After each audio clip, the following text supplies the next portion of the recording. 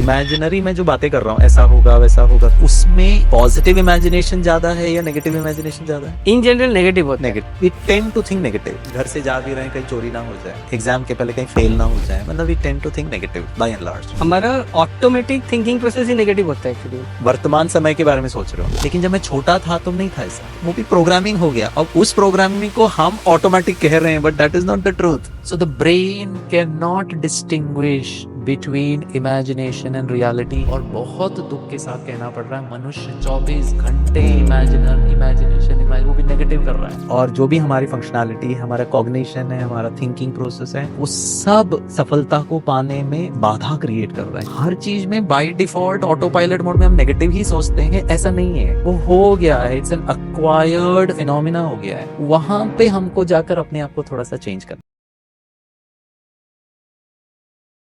Welcome to manifest with PJ. Imagine करो एक ऐसा इंसान या पर्सनालिटी जो सिर्फ मोटिवेशन स्पीकर नहीं बल्कि एनर्जी और सक्सेस कोड को क्रैक कर चुके हैं। साइंस और स्पिरिचुअलिटी का एक परफेक्ट ब्लेंड, जिन्होंने NSG, Indian army, navy, police, CBI, ISRO, RBI, कई प्राइवेट एंड गवर्नमेंट ऑर्गेनाइजेशन से लेकर आईआईटीज, जेएनयू, एनआईडीज जैसे इंस्टीट्यूशन तक हजारों लोगों को एम्पावर किया है। मिस्टर एवी गिरीश सर, जो 26 प्लस ईयर से प्रजापिता ब्रह्मा कुमारीज के साथ जुड़े हुए हैं, और वो Rajyoga meditation, mind mastery, positive psychology, true happiness, emotional intelligence, manifestation और स्पिरिचुअल ग्रोथ के जरिए लाइफ ट्रांसफॉर्मिंग गाइडेंस देते हैं। ये सिर्फ एक पॉडकास्ट नहीं, ये एक रेयर अपॉर्चुनिटी है जो आपकी सोच बदल देगी। तैयार हो जाइए and please welcome mister AV Girish sir.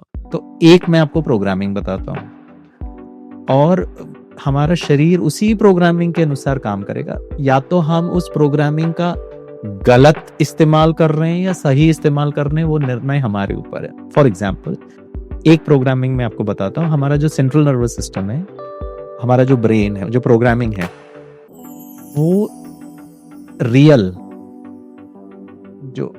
है और जो इमेजिनरी है, दोनों में डिस्टिंग्विश नहीं कर पाता है, अंतर नहीं ढूंढ पाता है। शरीर दोनों को सेम मानता है। उदाहरण के लिए, मनुष्य सबसे ज्यादा बातें किससे करता है? मनुष्य से नहीं, मैं तो अब आपसे बात करूंगा। सबसे ज्यादा वो किससे बात करता है? खुद से बात करता है। ठीक है, हम कोई नहीं भी होगा ना तो भी ये चालू रहेगा, कुछ ना कुछ तो हम सोचते रहेंगे। हाँ, थॉट्स आते रहते हैं। अच्छा, वो जो मैं अपने आप से थॉट्स क्रिएट कर रहा हूँ, बातें कर रहा हूँ, मन में बातें कर रहा है, उसमें इमेजिनरी बातें ज्यादा होती है या रियल बातें ज्यादा होती है? अगर मेरे को पूछेंगे, मेरे केस में बहुत कुछ काम के रिलेटेड होते हैं जो रियल होते हैं, और कुछ इमेजिनरी भी होते हैं। I would not deny, imaginary भी होता है। करेक्ट। बाय एंड लार्ज लोगों का क्या होता होगा? मेरे केस में बताता हूँ, मेरे केस में 50-50 हो जाता है। ठीक है, तो हम बताते हैं, बाय एंड लार्ज लोगों का इमेजिनेशन ही चलता है।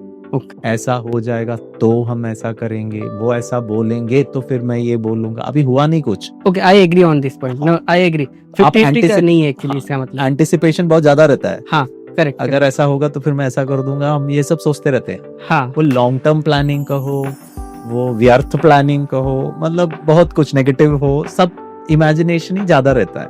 हाँ, I agree. So I speak to my self the maximum. उसमें भी imaginary self conversation is very high. Third question, जो इमेजिनरी में जो बातें कर रहा हूँ, ऐसा होगा वैसा होगा तो क्या करना चाहिए, उसमें पॉजिटिव इमेजिनेशन ज्यादा है या नेगेटिव इमेजिनेशन ज्यादा है? अगर मैं अपने कॉन्टेक्स्ट में बताऊँ या ऑन इन जनरल बताइए। इन जनरल नेगेटिव होता है। इन जनरल नेगेटिव होता है। हाँ, मान लीजिए हमें फ्लाइट पकड़नी है। वैसे हमने सोचा था 2 घंटे पहले पहुंचेंगे, यहाँ से एयरपोर्ट पहुंचने में 1 घंटा लगेगा। 1 घंटे का मान लीजिए, घर वाले भी हैं, 5 मिनट वो ज्यादा देर से निकले, मतलब 55 मिनट ही बचे हैं मेरे पास। ऐसा नहीं है कि 55 मिनट में बहुत लेट हो जाएगा, वो तो 55 मिनट में भी पहुंच जाएंगे। पहला imaginary self conversation will be negative. Flight miss ना हो जाए, फ्लाइट मिस ना हो जाए, फ्लाइट मिस ना हो जाए, तुम लोग लेट कर रहे हो, जल्दी करो, 1 घंटा पहले, 2 घंटे पहले पहुंचता है। हम we tend to think negative. ठीक है ना, घर से जा भी रहे हैं, कहीं चोरी ना हो जाए, एग्जाम के पहले कहीं फेल ना हो जाए, मतलब we tend to think negative by and large. But ये भी एक चीज है, हमारा ऑटोमेटिक थिंकिंग प्रोसेस ही नेगेटिव होता है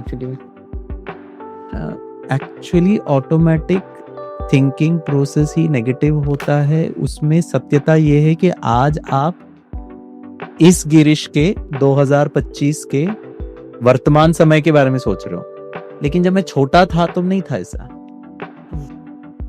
वो भी प्रोग्रामिंग हो गया, और उस प्रोग्रामिंग को हम ऑटोमेटिक कह रहे हैं, but that is not the truth. वो उसकी प्रोग्रामिंग हुई है। कंट्रोल सी, अगर मान लो मैं एक सॉफ्टवेयर इंजीनियर हूं और विंडोज ने कंट्रोल सी कॉपी ही मान लिया है, और मैं एक नया सिस्टम बनाते हैं जिसमें कंट्रोल ए कॉपी है, तो आप बोलोगे आपने गलत बनाया है, कंट्रोल सी ही कॉपी होता है।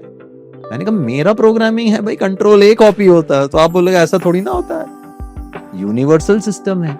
लेकिन वो प्रोग्रामर ने, अब मम्मी प्रोग्रामर ने छोटू गिरीश को बाथरूम अंधेरा झुंझू फूफू, अब जहां अंधेरा होता है मेरा डिफॉल्ट प्रोग्रामिंग मेरे को लगता है वहां तो भूत आएगा ही आएगा, डर तो होना ही है। तो जो आप कह रहे हो ना, हर चीज में by default auto pilot mode में हम नेगेटिव ही सोचते हैं, ऐसा नहीं है।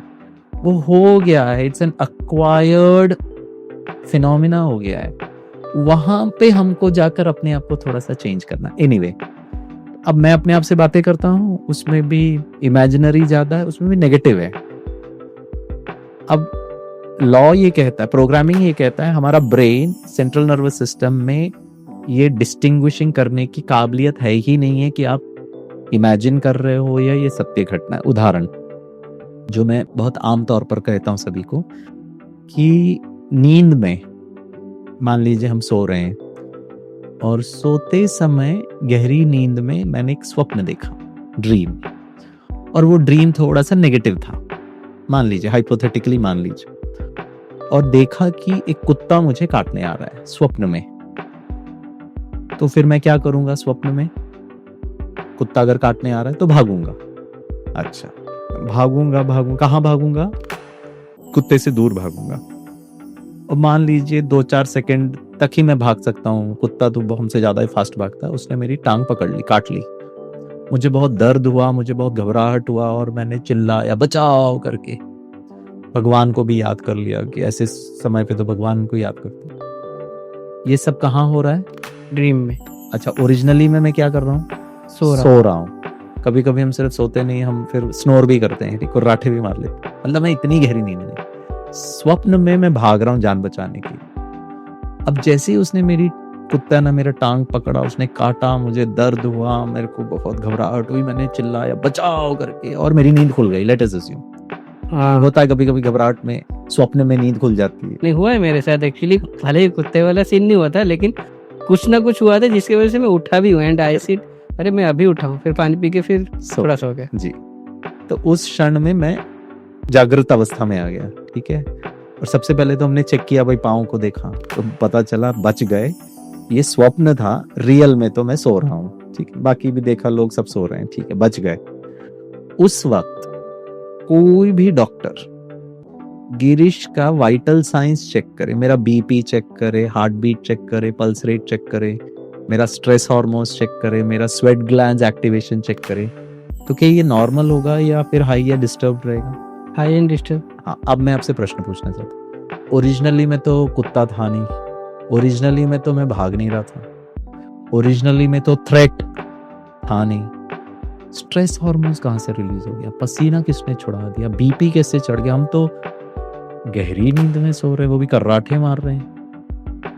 ब्रेन को नहीं समझ में आता आप स्वप्न देख रहे हो, इमेजिन कर रहे हो, या सचमुच में आपको कुत्ता काटने को आ रहा है। दोनों ही, रियल में कोई कुत्ता मुझे काटने आए और मैं अपनी जान, मैंने आपको कहा था ना, वो ट्रक आ रही थी और मैं खड़ा था और मैंने सडनली देखा कि बस या ट्रक आ रही है, और मेरे को बहुत ज्यादा फियर हो गया और मैं भागूंगा।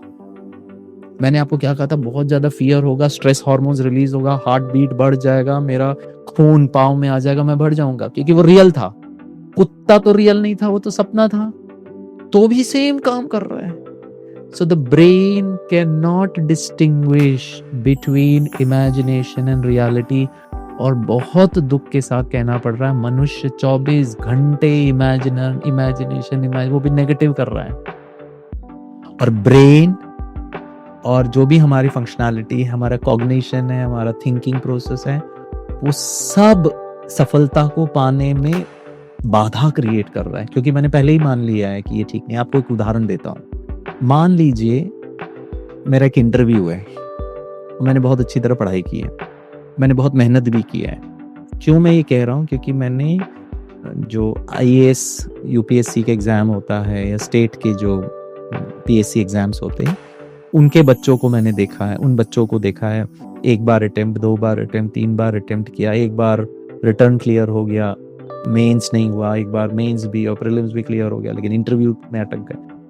अब वो उसके बाद अब वो जो एक्सपीरियंस है, अब वो जब बच्चा पढ़ रहा है, फिर से मेहनत कर रहा है, अच्छा बच्चा है, मतलब टाइम वेस्ट नहीं कर रहा है, सिंसियर है, एफर्ट भी कर रहा है। अब जब वो पढ़ रहा है, लेकिन इमेजिनेशन में क्या सोच रहा है एग्जाम को लेकर, इस वक्त पता नहीं होगा कि नहीं होगा, 3-4 अटेम्प्ट में तो हुआ नहीं, मैं हमेशा 2-4 मार्क्स से रह जाता हूँ, मेरी तो किस्मत ही खराब है, क्या करूँ समझ में नहीं आ रहा, और अगर इस बार नहीं हुआ तो फिर मेरा क्या होगा। ऑलरेडी मैंने जिंदगी में भी 4-5 साल कुछ किया नहीं है, बाकी मित्रों ने तो चलो इंजीनियरिंग कर लिया, 1-2 अटेम्प्ट दे करके कम से कम इंजीनियरिंग की नौकरी मिल जाएगी, हम तो ऐसे ही बीकॉम करके कर रहे हैं। अब ये सब मेरा एग्जाम को लेकर के इमेजिनेशन है। अब मेरा आपसे प्रश्न है, जैसे वो कुत्ते वाला एग्जाम्पल था, अब मैं कल एग्जामिनेशन हॉल में जाता हूँ, क्वेश्चन पेपर मिलता है, प्लीज बताइए मेरा ब्रेन वो एग्जाम के प्रश्नों को इजी समझेगा या डिफिकल्ट? डिफिकल्ट। कि आपने इमेजिनेशन में वो ब्रेन को नहीं समझ में आता आप रियल है या इमेजिनेशन है। अब आता हुआ प्रश्न को हम गड़बड़ करेंगे। और हमने देखा है विजय जी, अच्छे लोग जो मेहनत कर रहे हैं, सिंसियर हैं, हार्ड वर्किंग है, वो ज्यादा दुखी हो रहे हैं। इतना करने के बाद भी मेरा सफल नहीं हुआ। उनको एक चीज समझ में नहीं आ रहा है, जो आप कह रहे हो ना, इतना किया, ये नहीं दिख रहा है कि यहां क्या गड़बड़ किया। उनको वही दिख रहा है, मैंने टीवी नहीं देखा, मैं घूमने नहीं गया, मैंने शादी नहीं अटेंड की, मैं 12-12 घंटे पढ़ा और फिर भी ये हालत। आप लोग कहते हो जैसा कर्म करोगे वैसा फल मिलेगा, मेहनत का फल मीठा होता है, सब बकवास है। बट हम ये क्रिटिकली नहीं देख पा रहे। एक्शन अच्छा है, बट वो एक्शन के साथ जो बहुत ज्यादा पावरफुल चीज है, जो आपके ब्रेन को उस समय creative, problem solving, decision making में मदद करने वाला, क्योंकि वो डिसीजन ही ले रहा है कि डिफिकल्ट है, डिफिकल्ट है, डिफिकल्ट है, डिफिकल्ट है, क्योंकि मैंने पहले ही मान लिया बहुत डिफिकल्ट है। सो द सॉल्यूशन इज, आप मेहनत भी करें, हार्ड वर्क भी करें, टाइम वेस्ट भी ना करें, सिंसियर भी रहें, गोल भी फोकस करें, अपने डेली डिसिप्लिन को मेंटेन करें, जो भी करना है वो बच्चा करे, लेकिन साथ में ब्रेन को इमेजिनेशन के मन में, इमेजिनेशन में कहें अगला एग्जाम मेरा बहुत इजी है। मैंने क्या बोला, बहुत डिफिकल्ट है, तो डिफिकल्ट इमेजिनेशन करेंगे तो ब्रेन उसको डिफिकल्ट मान के ही काम करेगा। इजी है। मुझे एग्जाम लिखना अच्छा लगता है, मेरा आईएएस में सिलेक्शन हो गया, मैं मसूरी में ट्रेनिंग कर रहा हूँ, उसको देखो, वही मैंने हम पिछले एपिसोड में बात किया, विजुअलाइजेशन और क्या कहेंगे, अफर्मेशंस, उसको फील करना है। जैसा मैं देखूंगा, सोचूंगा, मेरा शरीर including the central nervous system and the brain, आपके इंटरव्यू में ऐसे ही शब्द निकलेंगे जिससे सामने वाला इंप्रेस होगा। और अगर डिफिकल्ट है, डिफिकल्ट है, डिफिकल्ट है, आता हुआ उत्तर भी आप भूल करके आप कुछ और ही बोल दोगे, और फिर बाहर आने के बोलेंगे मुझे ना बोलना कुछ था यार, मुंह से कुछ और निकला। अरे आप ही सेम व्यक्ति हो, आपको बोलना ये था और निकला कुछ, ऐसे कैसे हो सकता? और फिर हम कहते हैं ना, मैं घबरा गया था, इसी वजह से मैं भूल गया था। अच्छा, भूल क्यों रहे है ना यहाँ पर, फिर क्यों उस वक्त भूला? क्योंकि द ब्रेन अंडरस्टैंड्स कि it is going to be a very difficult process. So the universe, formula ये है, the universe will manifest not for what you want. मैं एग्जाम क्लियर करना चाहता हूं, मैं आईएएस ऑफिसर बनना चाहता हूं, मैं आईआईटी क्लियर करना चाहता हूं, मैं सफल, ये आप चाहते हो, ये होगा या नहीं होगा पता नहीं, लेकिन जो आप हो वो अवश्य होगा। सर वैसे ये दोनों बड़ा डिफरेंस है, मतलब आप क्या हो और क्या क्या बनना चाहते हैं। दोनों में ये दोनों स्टेटमेंट ही बहुत बड़ा डिफरेंस है वैसे। जी। और जो भी थियरीज हैं आज तक, और लोग उस पर काफ़ी बातें भी करते हैं, जैसे लॉ ऑफ अट्रैक्शन है। बट ये मॉडर्न डेज में लॉ ऑफ अट्रैक्शन तो बोला जाता है एक्चुअली में बहुत ज़्यादा इफेक्टिव है। करेक्ट, 100% गलत नहीं है, वो थियोरेटिकली गलत नहीं है, लेकिन समझाने वाले और समझने वाले जो उसके पीछे का जो राज है, जो क्रक्स है, जहां तक मैंने समझा है, लॉ ऑफ अट्रैक्शन या थियोरी ऑफ मैनिफेस्टेशन ये कहता है कि जो आप चाहते हो उसको बहुत डीपली उसको फील करो कि वो आपको मिल गया है, वो आपको प्राप्त हो जाएगा, यूनिवर्स चेंज हो जाएगा। फॉर एग्जाम्पल, उसमें जो मेरे को समझ में आता है, उसमें एक परिवर्तन जो हमको करना है कि मान लीजिए मैं चाहता हूं कि, एक सिंपल सा एग्जाम्पल है, मान लीजिए मैं चाहता हूं कि मेरे पास एक मर्सिडीज बेंज होनी चाहिए, ठीक है, एक फिजिकल चीज की मैं बात, कुछ भी हो सकता है, मटेरियलिस्टिक एग्जाम्पल थोड़ा समझ में आ जाए कि मैं चाहता हूं कि मेरे पास मान लो 1 करोड़ की मर्सिडीज बेंज हो। अब theory of law of attraction ये कहता है कि जो चाहते हो उसको बहुत डीपली फील करो और फिर यूनिवर्स उसको मैनिफेस्ट कर देगा। लेकिन एक चीज जो हमें ये समझना है, अगर गिरीश ने सारे दिन में बार बार ये मैनिफेस्ट किया कि मेरे पास गाड़ी आ गया है, मैं गाड़ी को चला रहा हूँ, अच्छा है, लेकिन साथ में मुझे ये भी चेक करना है कि उसके अलावा मैं कितने ऐसे विचार और वर्तमान में क्या हूं को फील करता हूं। फॉर एग्जाम्पल, मैं चाहता तो मर्सिडीज बेंज हूं और मैं देख भी रहा हूं कि मैं उसे चला रहा हूं, लेकिन अगर मेरे मन में ये भी विचार आता है पता नहीं कैसे प्राप्त होगा, अभी तो यहाँ पे मारुति कार खरीदने का पैसा नहीं है, अभी तो मेरा बिजनेस भी ठीक से नहीं चल रहा है, पिछले 3 महीने से मैं मेहनत कर रहा हूँ, कहीं भी ब्रेक थ्रू मिल नहीं रहा है।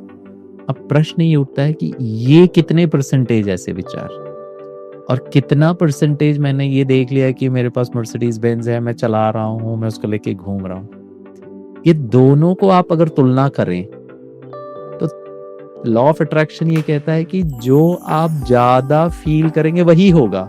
ये अगर ज्यादा है तो आप कितने बार भी ये सोच लो, लेकिन ये अगर ज्यादा है तो आपको वो प्राप्त नहीं होगा। तो हम ये कहते हैं मेडिटेशन में, जो आप चाहते हैं वो आप ऑलरेडी बन गए, और उस रियलाइजेशन में, उस अनुभूति में आप 24 घंटा रहो।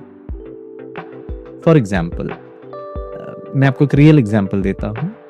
एक स्टूडेंट थी, रावत भाटा करके एक जगह है राजस्थान में, तो वो नीट का 2nd अटेम्प्ट था और थोड़ा लो फील कर रही थी, पहला अटेम्प्ट हुआ नहीं, फिर उसने 1 साल ड्रॉप लिया, अब वो वापस एग्जाम लिख रही थी, तो बहुत प्रेशर में थी कि मेरी पढ़ाई नहीं हो रही है, उसके मॉक टेस्ट में उसको अच्छे मार्क्स नहीं मिल रहे हैं, मैंने 1 साल वेस्ट कर दिया, अब मैं बीएससी के लिए अप्लाई करूं या वापस नहीं करूं या 1 साल और ड्रॉप लूं, क्या है, मतलब बहुत थोड़ा सा कंफ्यूजन में थी। फिर यही बात बताया कि आप जो चाहते हो वो आप ऑलरेडी हो गए हो। Very deep statement. तो what you want will happen or not happen, I don't know, but who you are will happen. तो who am I? डरा हुआ विद्यार्थी डॉक्टर बनना चाहता हूँ। डॉक्टर बनेंगे नहीं बनेंगे पता नहीं, लेकिन डर तो हमेशा रहेगा और डर के कारण आपका एग्जाम ऊपर नीचे हो सकता है। तो मैंने पहले दिन उसको ये सब बातें समझाई और थोड़ा एग्जाम्पल वगैरह दिया, तो वो बच्ची को थोड़ा अच्छा लगा, और फिर 2nd डे वो वापस आई, बोला वो कैसे करना है मेडिटेशन वो बताओ। तो मैंने कहा अब आप जब पढ़ाई करने बैठो या आप कोचिंग क्लासेस जा रहे हो, मैंने कहा कैसे जाते हो, तो बोला साइकिल चला के जाती हूँ। साइकिल चला के वापस आते हो, फ्री टाइम में क्या करते हो, दोस्तों के साथ थोड़ा मिल लेते, बाकी टाइम मम्मी पापा का किचन का भी थोड़ा काम कर लेती। मैंने कहा 24 घंटा आप जो भी कर रहे हो सोचो कि मैं ऑलरेडी डॉक्टर हो गई। आप अपने घर वालों को बोलो, अगर आप नॉर्मल कॉन्वर्जेशन कर रहे हो, फोन पर बात कर रहे हो, हेलो कौन, तो बोलो मैं doctor so and so, cycle चला के जाओ तो देखो कि आपने वो वाइट कोट पहना है, आपके गले में वो स्टेथोस्कोप है। पढ़ाई करो ऐसे कि मैं ऑलरेडी डॉक्टर बन गई हूँ, मैं MBBS के फर्स्ट ईयर के कोर्स में बैठ के पढ़ रही हूँ, अभी फिजिक्स केमिस्ट्री बायोलॉजी नहीं पढ़ रही हूँ। आपका ब्रेन को नहीं समझ में आ रहा है कि आप इमेजिन कर रहे हो, वो उसके लिए वो जो आप फिजिक्स पढ़ रहे हो, केमिस्ट्री पढ़ रहे हो, उसको डॉक्टर बनाने के लिए वो कंफर्टेबल बनाएगा। एंड सबसे ज्यादा खुशी मुझे ये हुआ कि मैंने तो बोल के जैसे हम सबको बताते हैं, मैंने छोड़ दिया। बच्ची का फोन आया और कहा मुझे सिरोही मेडिकल कॉलेज में एडमिशन हो गया। वाह, तो वो मुझे और ज्यादा कॉन्फिडेंस दिलाता है कि एक चीज मुझे करना है, 24 घंटे हम अपने आप से बातें कर रहे हैं, उसमें भी इमेजिनेशन ज्यादा है, उसमें भी नेगेटिव ज्यादा है। अब मेरा वो जो कॉन्शियस माइंड है ना, वापस आ गए हम कॉन्शियस और सबकॉन्शियस। तो गेट कॉन्शियस माइंड है, यहां पर हर चीज भले ही इमेजिनेशन ही सही, वो पॉजिटिव हो, जो मैं चाहता हूं। कोई भी नहीं चाहता है कि मेरे साथ कुछ बुरा हो, कोई भी नहीं चाहता है कि मैं डरूं, कोई भी नहीं चाहता है मैं घबराऊं, कोई भी नहीं चाहता मैं इनसिक्योर। सब अच्छा ही अच्छा चाहते हैं, मैं शक्तिशाली बनूं, मैं सफल रहूं, सबके साथ मेरे संबंध अच्छे रहे, मैं हमेशा खुश रहूं, मैं हमेशा कॉन्फिडेंट दिखूं, यही चाहते हो। ये बार बार फील करो, सोचना, फील करना और उस प्रमाण एक्ट करना, ये तीनों अगर आप 24 घंटे नींद में ही सबकॉन्शियस एक्टिव होगा ना, तो वैसा ही अवस्था आप ये करोगे तो ये बचपन से लेकर अभी तक जो जो गलत प्रोग्रामिंग हुआ है, माता पिता, घर वाले, समाज या कोई घटना, वो वापस रीराइट होना शुरू हो जाएगा। So this is one technique, और इसको हम कहते हैं, अगर मैं सिंपल मेडिटेशन की भाषा में बात करूं तो इसको हम योग कहते हैं। योग माना ही संबंध, कनेक्शन।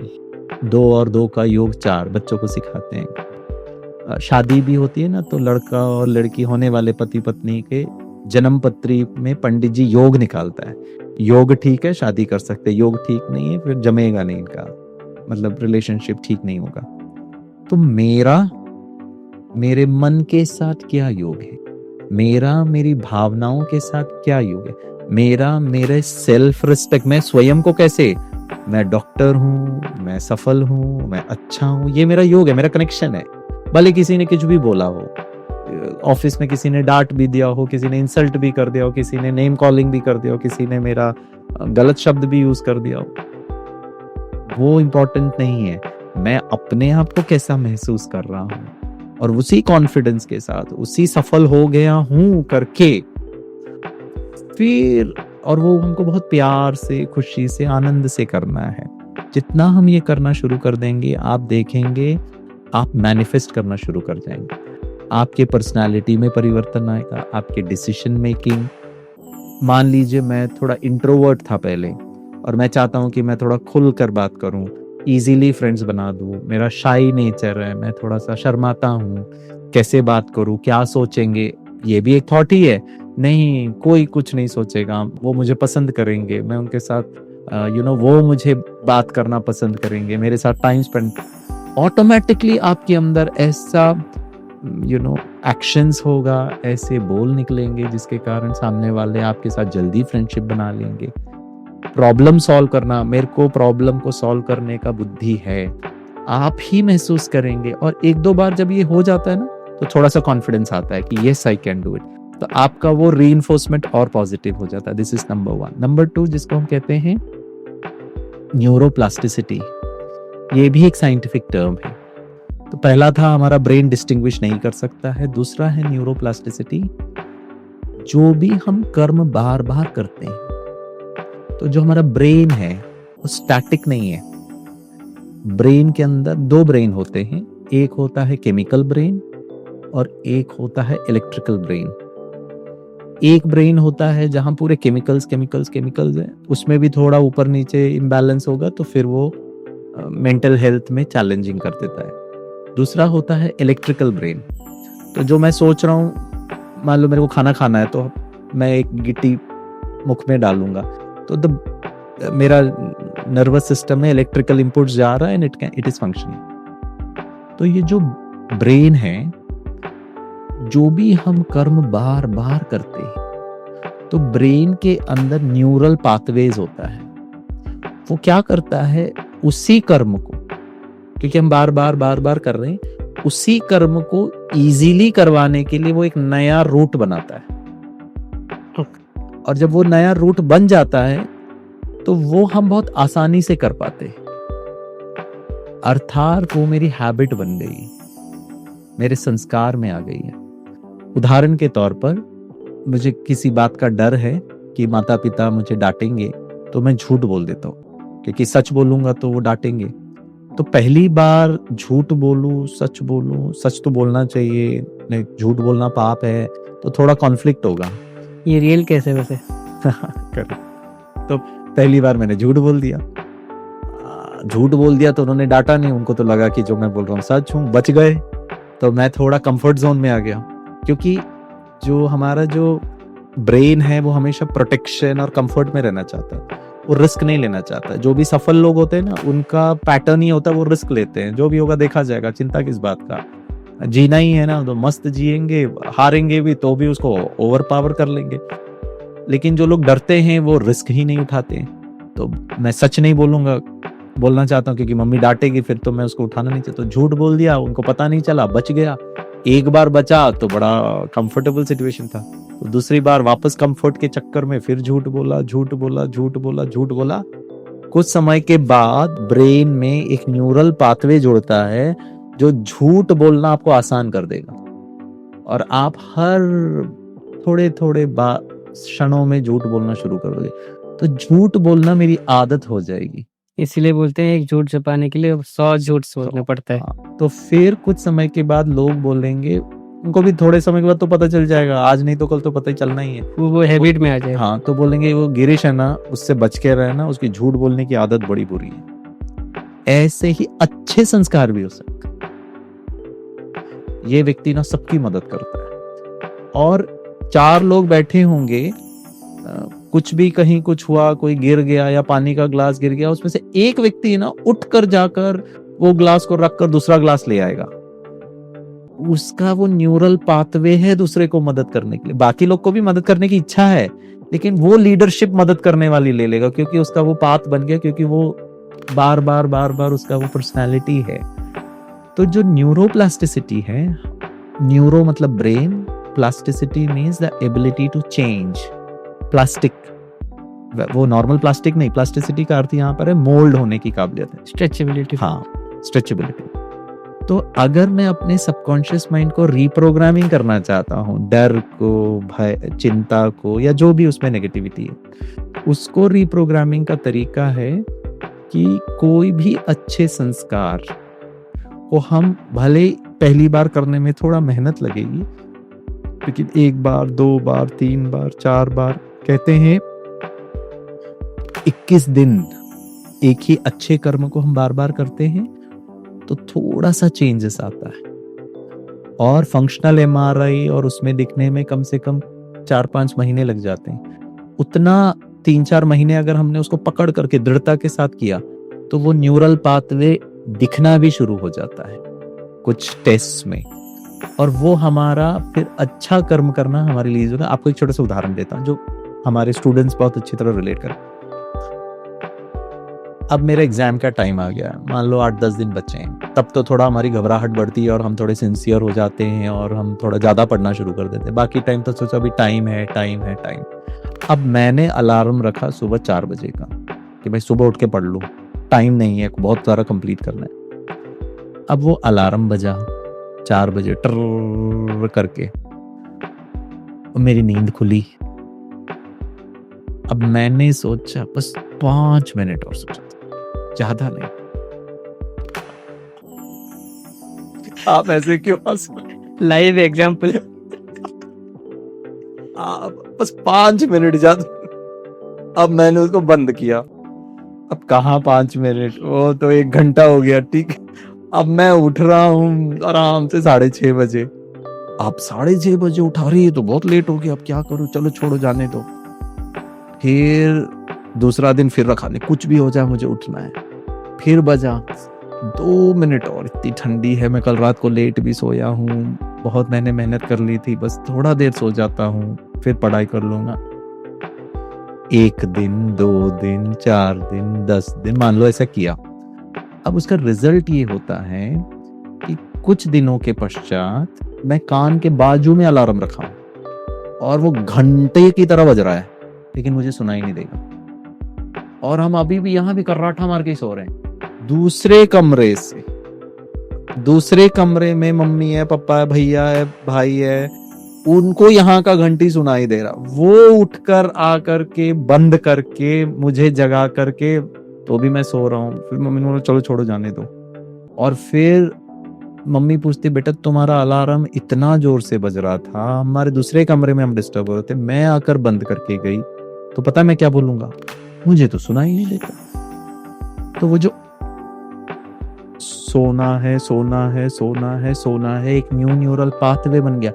अब मेरा सिस्टम मुझे अलार्म सुनाई देना नहीं देने देगा।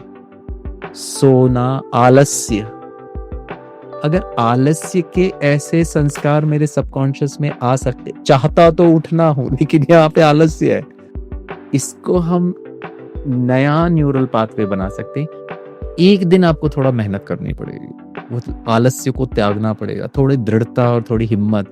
2 दिन, 3 दिन, 10 दिन, कुछ दिनों के बाद, 21 डेज के बाद या 3-4 महीने के बाद ऑटोमेटिकली विदाउट अलार्म भी आपकी नींद खुल जाएगी। ये एग्रीड, वो आपका नेचुरल नेचर बन जाएगा। सच बोलना नेचुरल नेचर, हिम्मत नेचुरल नेचर, हार ये एक सीख है।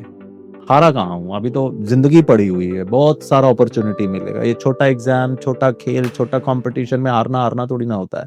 बट तो लोगों का ये परसेप्शन भी है एक्चुअली में, जैसे थोड़ा सा कोई एक इवेंट पे एक फेलियर होता है, इवेंट फेलियर होता है एक्चुअली, लाइफ फेलियर नहीं है, बट उसको वो लाइफ फेलियर मान लेते हैं।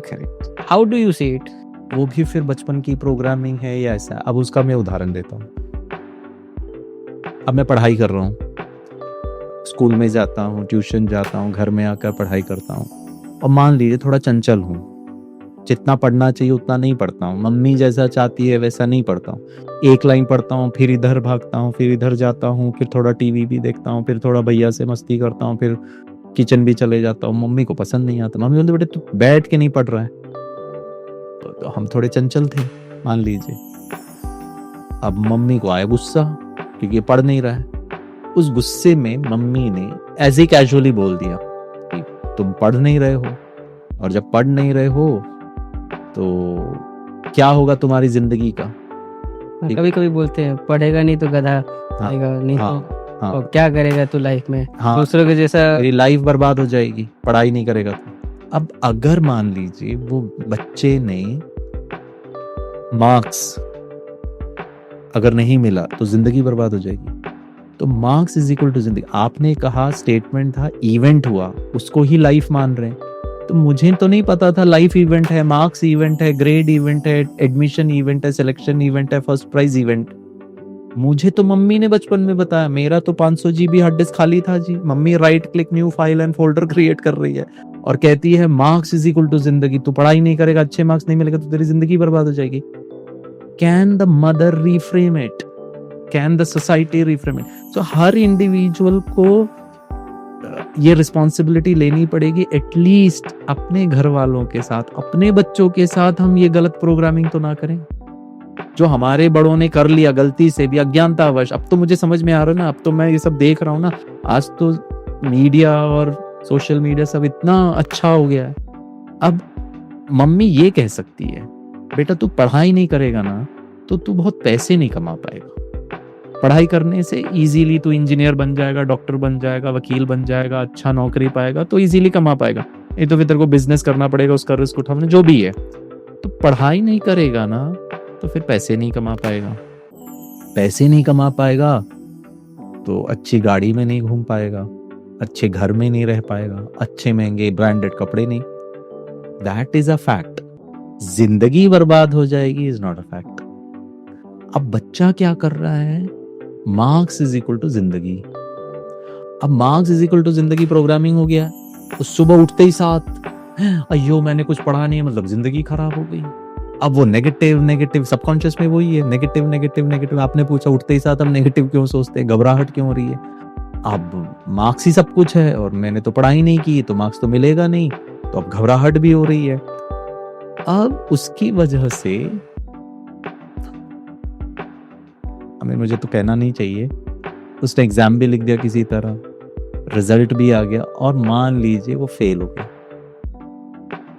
अब तो मेरी जिंदगी शॉर्ट बर्बाद हो गई। और कुछ एक्सट्रीम सिचुएशन में यही बच्चा फिर सुसाइड कर लेता। अब जी के क्या फायदा? अभी तो मैं किसी लायक नहीं हूं, मेरी तो जिंदगी बर्बाद। अब मैं जीऊं, फिर मेहनत करूं, फिर पढ़ाई करूं, फिर करूं, उतना सब हिम्मत नहीं है, अभी तो वैसे ही मेरी जिंदगी। सो मार्क्स और सर 8th स्टैंडर्ड के बच्चा सुसाइड कर रहा है। लुक एट द प्रोग्रामिंग, और वो सबकॉन्शियस माइंड ने हाईजैक कर लिया। अरे बच्चा वो एक एग्जाम है, तुम्हारा पप्पा मैं 4 बार फेल हुआ हूं, लेकिन पप्पा के मम्मी पापा ने मार्क्स इज इक्वल टू जिंदगी, मार्क्स इज इक्वल टू जिंदगी नहीं बताया। अब हर कोई पेरेंट्स या हर कोई लोग जो अपना क्लोज होता है, अपने इंसान को वो सक्सेसफुल देखते हैं, बट मेरे को ऐसा लगता है कि एक्चुअल में जो सक्सेसफुल है और जो हमें सक्सेसफुल दिखने के लिए जो हम ये प्रोग्रामिंग करते हैं, दोनों में बहुत डिफरेंस है। देखिए विजय जी, सक्सेस एक्चुअली एक ना माइंडसेट है। आपने मेरे को पहला प्रश्न पूछा था, खुश हैं आप, that is the state of mind, it has nothing to do with external environment. ऐसे ही सफलता भी है। अनफॉर्चुनेटली सफलता की परिभाषा, हमारा जो प्रोग्रामिंग है वो ये हो गई है, जो मैं चाहता हूं, जो घर वाले चाहते, मेरे लिए शुभ चाहते, वो अगर होगा तो मैं सफल हूं। बट उसके लिए एक शब्द है जिसको हम कहते हैं एक्सपेक्टेशन। मैं एक्सपेक्ट करता हूं कि मैं आईआईटी का एंट्रेंस एग्जाम निकाल लूं, नीट का एग्जाम निकाल लूं और मेरे को एडमिशन मिल जाए, और अगर वो फुलफिल होता है तो मेरा एक्सपेक्टेशन फुलफिल हो गया। अगर वो नहीं होता है तो मैं एक्सपेक्टेशन को मैच नहीं कर पाया हूं। माता पिता चाहते हैं कि गिरीश बेटा एग्जाम क्लियर कर ले, नहीं कर पाता हूं तो माता पिता की एक्सपेक्टेशन पे मैंने पानी फेर दिया। मेरा प्रश्न ये है, इस सब में सफलता कहाँ है? सफलता की परिभाषा क्या है? इंग्लिश का डिक्शनरी खोलिए, सफलता की परिभाषा में एक्सपेक्टेशन शब्द है ही नहीं। सो हमारा ना वो अंधेरा इज इक्वल टू झूंझू इज इक्वल टू फूफू इज इक्वल टू डर, ऐसी सफल फेल का मतलब है जो मैं चाहता हूं वो नहीं हुआ, मतलब फेलियर हूं। नो, वो मैं समझता हूं कि आप जो चाहते हो वो होना चाहिए, किसी कारणवश नहीं हुआ, वो मेरी गलती भी हो सकती है, समय की भी गलती, कुछ भी हो सकता है, but that doesn't mean I am a failure. Failure and success is a state of mind. Success का स्टेट ऑफ माइंड है, मैंने अटेम्प्ट किया फॉर सम रीजन, उसको हम एनालाइज करेंगे, मैं जो चाहता था वो नहीं हुआ, ठीक है, but my state of mind is I am still active, I am still happy, I am still positive, I still look forward to doing the hard work, वापस नीट के लिए प्रिपेयर करूंगा। एक चीज में बहुत बारीकी से नोटिस किया है, अगर मैं 2 टर्म यूज करूं, सक्सेसफुल एंड अनसक्सेसफुल, करेक्ट, एक चीज मैंने डिफरेंस देखा है, जो सक्सेसफुल लोग होते हैं ना, वो अपने फेलियर को फेलियर नहीं मानते हैं, वहां से वो लर्निंग मानते हैं, बट जो अनसक्सेसफुल लोग होते हैं वो फेलियर को ब्लेम गेम मानते हैं, वो दूसरे को ब्लेम करना शुरू कर देते हैं, एंड सक्सेसफुल वाले उससे लर्निंग लेके फिर से रिस्टार्ट कर देते हैं। How do you see it? And हम जैसे नॉर्मल इंसान है, नॉर्मल पीपल है, कैसे अपने एडहेरेंस और अपने सेंसेस को इस चीज को पकड़ पाए कि वहां से लर्निंग लेना है, ना कि ब्लेम गेम खेलना है। माइंडसेट्स होते हैं, जैसे मैंने कहा ना सबकॉन्शियस माइंड में प्रोग्रामिंग हो गया, तो 2 ब्रॉड क्लासिफिकेशन माइंडसेट को बोलते हैं। जैसे कि किसी में लीडरशिप क्वालिटी होती है, किसी में निडरता होती है, किसी में रिस्क टेकिंग एबिलिटी होती है। ऐसे ही 2 ब्रॉड क्लासिफिकेशन है, एक कहते हैं फिक्स्ड माइंडसेट और दूसरा कहते हैं ग्रोथ माइंडसेट। उसको दूसरी भाषा में या तो पेसिमिस्टिक माइंड कह लो या ऑप्टिमिस्टिक कह लो, या जो लोग नकारात्मक सोचते हैं या फिर सकारात्मक सोचते हैं। जो फिक्स्ड माइंडसेट वाले लोग होते हैं ना, उन लोगों की माइंड की जो अंडरस्टैंडिंग होती है कि इम्प्रूवमेंट नहीं हो सकता, स्टैटिक है, वो फिक्स्ड है। लेकिन जो ग्रोथ माइंडसेट वाले होते हैं ना, वो अपने आप में ये समझते हैं कि मैं और भी सीख सकता हूँ, और भी सीखने का स्कोप है, मैं और अच्छा कर सकता हूँ। तो वो कभी भी किसी एक चीज में फिक्सेटेड नहीं होते, पकड़ के नहीं रखते हैं। तो जैसे आपने कहा कि मान लो किसी बात में वो जैसा चाहते थे वैसा एक्सपेक्टेड रिजल्ट नहीं हुआ, मतलब मान लीजिए मैं एग्जाम में पास करना चाहता हूँ, नहीं हुआ किसी कारणवश, या मेरे को कोई प्रोजेक्ट कंप्लीट करना था वो नहीं हुआ, बिजनेस में सफलता नहीं मिली, तो जो ग्रोथ माइंडसेट वाला व्यक्ति होता है वो उसको एक घटना के रूप में देखेगा, लेकिन मन है कि वो ये एक और लर्निंग अपॉर्चुनिटी, यहाँ मैं कुछ क्या सीख सकता हूँ, क्या मैंने गलतियां की हैं जो मुझे और नहीं करनी है, जो अगली बार मुझे सुधार करना है। जो फिक्स्ड माइंडसेट वाला होगा वो बोलेगा मैंने कितना भी ट्राई कर लिया, होना तो है नहीं, चलो छोड़ो, मैं तो कर तो पाया नहीं हूँ। वो उससे लर्निंग अपॉर्चुनिटी के हिसाब से नहीं देखेगा।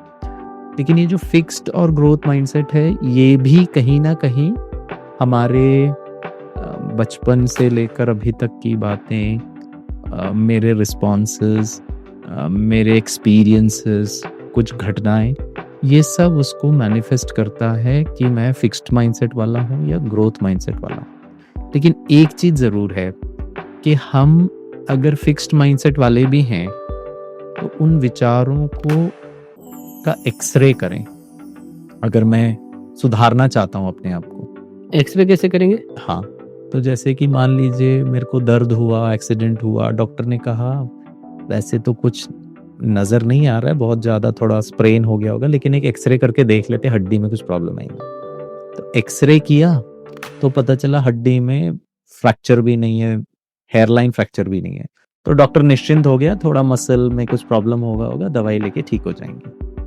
इसी तरह मैं अपने मन के विचारों का एक्सरे करूं, देखूं, इसको हम कहते हैं अवेयरनेस, बोध। उदाहरण के लिए जैसे ये प्रोग्राम के लिए, शूटिंग के लिए हम आए, तो मैंने हर एपिसोड के पहले मिरर में जाके मेरा चश्मा ठीक है, मेरे बाल वैसे तो थोड़ा कम है, फिर भी हेयर स्टाइल ठीक है, कपड़ा ठीक है, ठीक से बैठा हूँ, एक्शन, तो मैं कितना अपना ध्यान रख रहा हूँ कि सब अपीयरेंस ठीक है कि नहीं। इतना ही क्या, मैं अपने मन का अपीयरेंस ठीक है, उसकी स्थिति ठीक है, वो हर चीज को लेकर क्या सोच रहा है, नेगेटिव सोच रहा है, पॉजिटिव सोच रहा है, बहुत ज्यादा चिंता कर रहा है, बहुत डर की भावनाएं क्रिएट कर रहा है, कंपैरिजंस कर रहा है, एक्सपेक्टेशन खुद से रख रहा है, आपसे रख रहा है, प्रोग्राम से रख रहा है।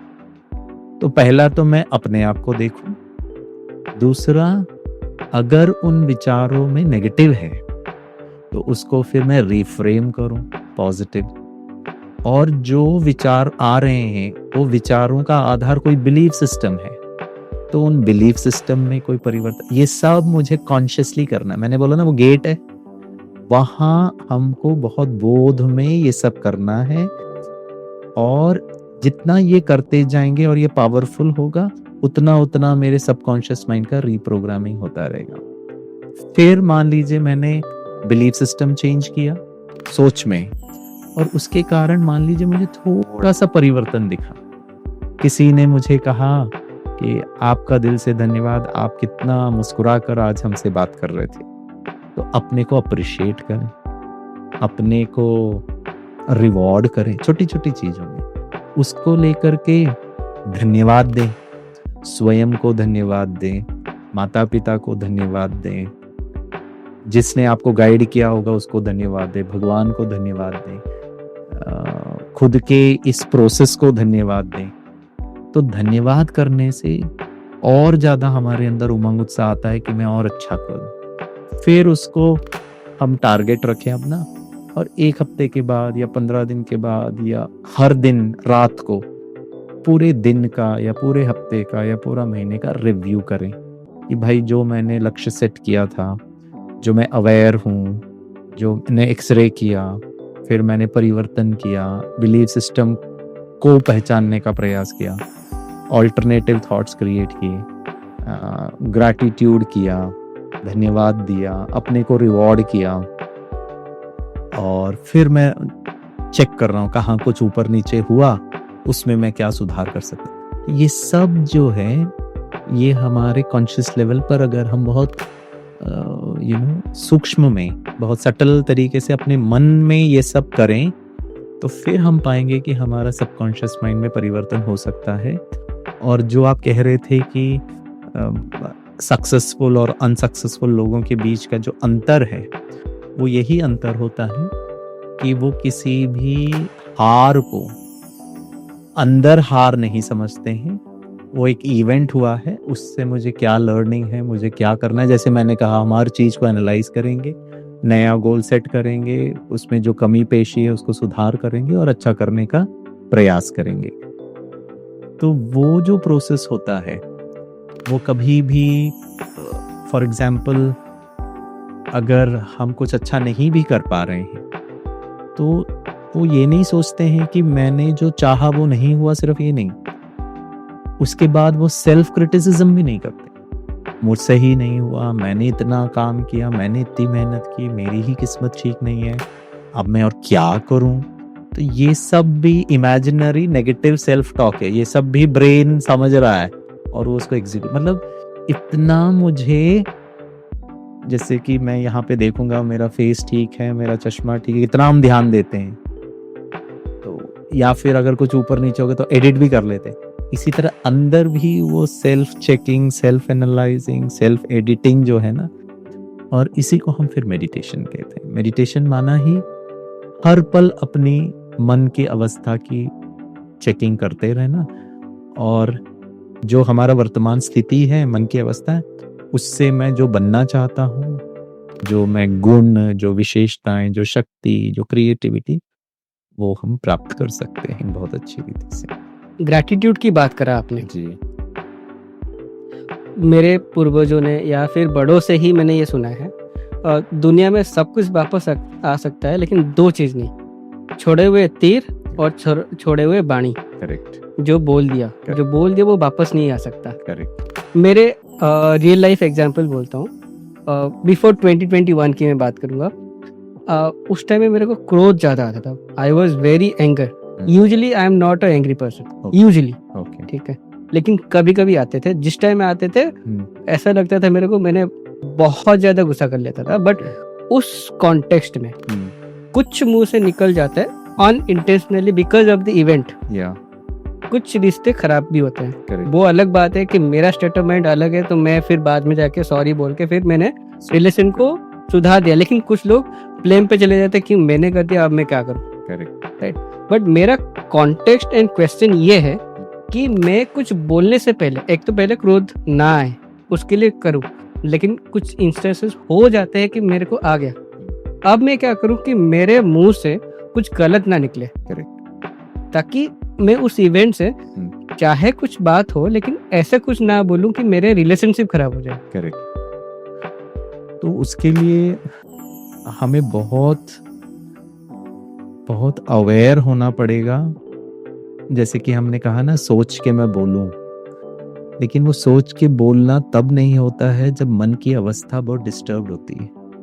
तो जब मन की अवस्था बहुत डिस्टर्ब्ड होती है तो मन जो है ना वही मैनिफेस्ट करता है भाषा में। मन अगर डिस्टर्ब्ड है तो मुख से प्यार और मीठे और मधुर वाक्य कभी नहीं निकलेंगे। मन अगर डिस्टर्ब्ड है तो चेहरे का भाव बड़ा सौम्य, बहुत शीतल, बहुत स्टेबल, बहुत काम कभी नहीं दिखेगा। तो मन अगर डिस्टर्ब्ड है तो चेहरे का हाव भाव, पसीना, क्रोध बिना बोले ही सामने वाले को फील हो जाता है कि आपका मूड ठीक नहीं है। तो ये जो मन है, वहां पर जो इवेंट हुआ, जैसे आपने कहा, वैसे तो मुझे बहुत गुस्सा नहीं आता है, लेकिन कुछ कुछ बातों की वजह से उस मोमेंट में मेरा ट्रिगर और मैंने अपना आपा खो दिया। उसका मतलब है कि मैं नोएडा से गुड़गांव ट्रैवल करके आ रहा था, बस गुड़गांव पहुंचने में 2 किलोमीटर थे, तब तक तो गाड़ी बहुत ध्यान से चला रहा था। उसके बाद मेरे हाथ से कंट्रोल चला गया, तो एक्सीडेंट हो गया। तो मेरा क्योंकि मैं टायर्ड था, क्योंकि उस वक्त वो जो परिस्थिति थी वो थोड़ी डिमांडिंग थी, और वो जो घटना घटी उसको मैं बहुत स्टेबली देख नहीं पाया, हैंडल नहीं कर पाया। वो सब वजह से, एक्सटर्नल ट्रिगर से मेरा अंदर का मन डिस्टर्ब्ड हो गया, and I lost control over my peace, और यहाँ से बोलकर फिर एक्सीडेंट हो गया। तो जैसे बाहर की बातें हैं वैसे ही अंदर की भी बातें। तो एक सधा हुआ, एक मज़ा हुआ। जो ड्राइवर होगा 8 घंटे चला ले, 15 घंटे चला ले, 16 घंटे चला ले, कितना भी ट्रैफिक कंडीशन हो, कितनी भी बाहर की परिस्थितियां हो, उसको अपने क्या बोलते हैं, स्टीयरिंग पे, क्लच पे, ब्रेक पे, स्पीड पर, एक्सेलरेटर पर संपूर्ण नियंत्रण है, और वो जागृत है। उसको पता है कि मैं किस स्पीड से चला रहा हूँ, अगर सडनली भी कुछ आएगा तो क्या कंट्रोल हो सकता है। ऐसे ही जीवन रूपी यात्रा को भी हम चला रहे हैं। तो मुझे देखना है कि कैसी भी परिस्थिति में उसके लिए मेरी ड्राइविंग वाली जो स्किल है, मन की ड्राइविंग कहें, और वो फिर रिफ्लेक्ट होता है भाषा में, कर्म में, एक्शन में। और मैं यहाँ ये भी कहना चाहूँगा कि अगर मान लीजिए आपसे कुछ गलती हो भी जाती है, तो एक तो है हमने मुख से सॉरी भी बोल दिया, लेकिन उसके बाद एक और चीज कर सकते हैं, मन से जिस गलती की वजह से सामने वाले को दुख हुआ, मान लो मैंने ऐसे कुछ कह दिया जिसकी वजह से मैंने क्रोध कर दिया आप पे और आपको बहुत बुरा लगा, उस मोमेंट पे तो मैंने बोल दिया, और कभी कभी हम जस्टिफाई भी कर देते हैं, मेरी कोई गलती नहीं, आपने किया था इसीलिए मैंने गुस्सा। फिर जब मन थोड़ा शांत हो जाता है, थोड़ा हम आराम से, तो हमें लगता है कि ठीक है, ऐसे नहीं बोलना चाहिए था, तो हम जाके माफी भी मांग लेते हैं। तो माफी भी मांग लेने के बाद भी कभी कभी सामने वाले को जो गुस्से से होने वाली चोट से उनको राहत नहीं मिलती है कि मैंने सॉरी बोल दिया। मुझे राहत मिल जाती है कि भाई मैंने गलती की और मैंने सॉरी बोल दिया, लेकिन जो मैंने क्रोध किया था उससे मान लीजिए दर्द इतना हुआ, और सॉरी से इतना ही हील हुआ, तो इतना दर्द तो अभी भी है। तो उसमें हम कहते हैं कि वो जो सॉरी है, सॉरी के पीछे का जो भाव है वो बहुत शुद्ध होना चाहिए। अर्थात सॉरी भी बोल दिया, लेकिन फिर भी मुझे लगता है कि सामने वाला को उसका दर्द अभी भी है उस चोट का, तो सॉरी शब्द में इतना ताकत ना हो उनको हील करने के लिए, लेकिन मन में उतनी ताकत होती है। तो मन से वो भी फिर एक ग्रैटिट्यूड या फिर एक शुभ भावना, एक पॉजिटिव एनर्जी हम उस सामने वाले व्यक्ति के लिए एकांत में बैठ करके मन में विचार, वो भी एक मेडिटेशन योग है कि मैं अपनी गलती को स्वीकार करता हूँ, मेरे मुख से जो आपको कष्ट हुआ है उसके लिए मैं सच्चे दिल से माफ़ी मांगता हूँ, आगे मैं ऐसी गलती नहीं करूँगा, उसका बहुत ध्यान रखूँगा, सिंसियर अपॉलॉजीज।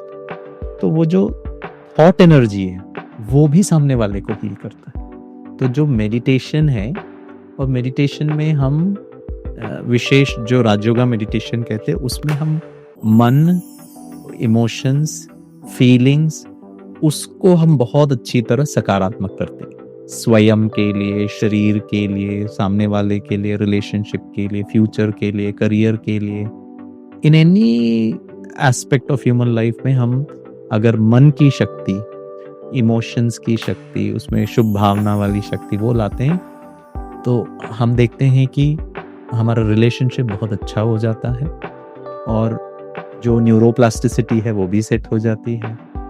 ब्रेन डिस्टिंग्विश नहीं कर पाता है कि रियल है या इमेजिनरी है, वो उसमें वो सामने वाले को मैनिफेस्ट कर लेता है। सो कंप्लीटली हम जो चाहते हैं, हम अपने जीवन को जिस दिशा में, जिस स्वरूप में, जैसा जीवन चाहते हैं वैसा हम डिजाइन कर सकते हैं, बना सकते हैं, वो हमारे मन की शक्ति के साथ। तो मैं समझता हूँ जो लोग बहुत सफल होते हैं, जैसे आपने कहा, वो बहुत क्लियर होते हैं कि मुझे क्या करना है। जैसे कि अगर मैं आपको एग्जांपल दूं सचिन तेंदुलकर का,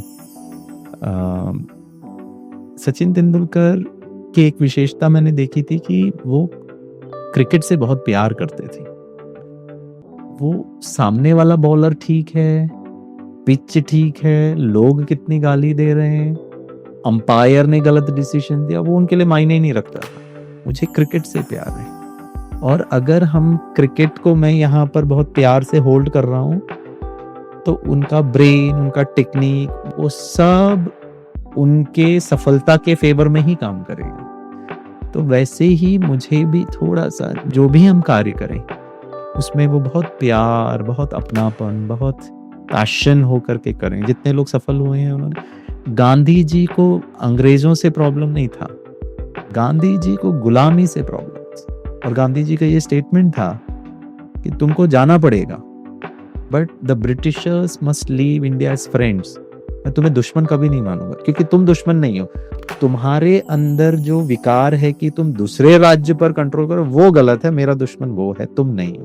तो उनका एक वो सोच था जिसके कारण वो महात्मा बन गए।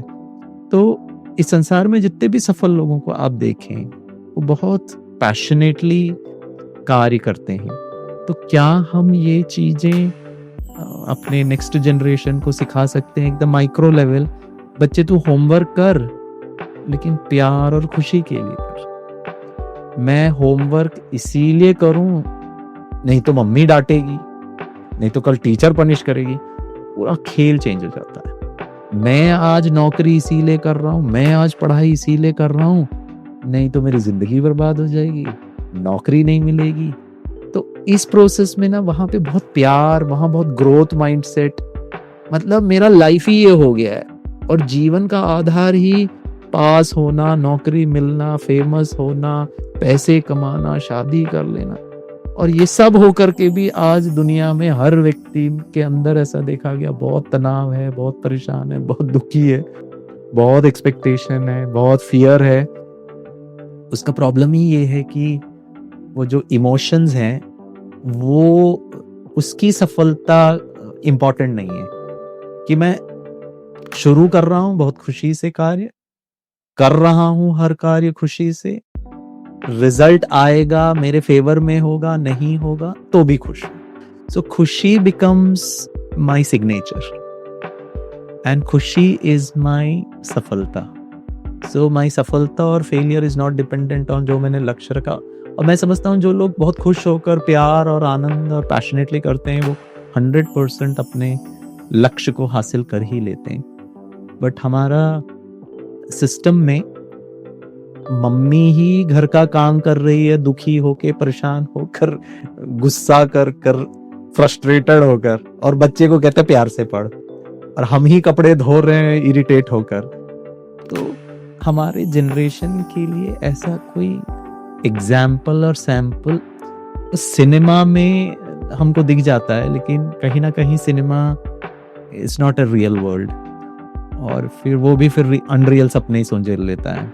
और कभी कभी हम सिनेमा में देखते हैं हीरो बहुत अच्छा है, लेकिन रियल लाइफ में उसके कर्म कभी कभी ऐसे हो जाते हैं जो मैच नहीं करते हैं। तो हमारे बहुत सारे लोगों को, आम लोगों को एग्जाम्पल और सैंपल बनने की आवश्यकता है।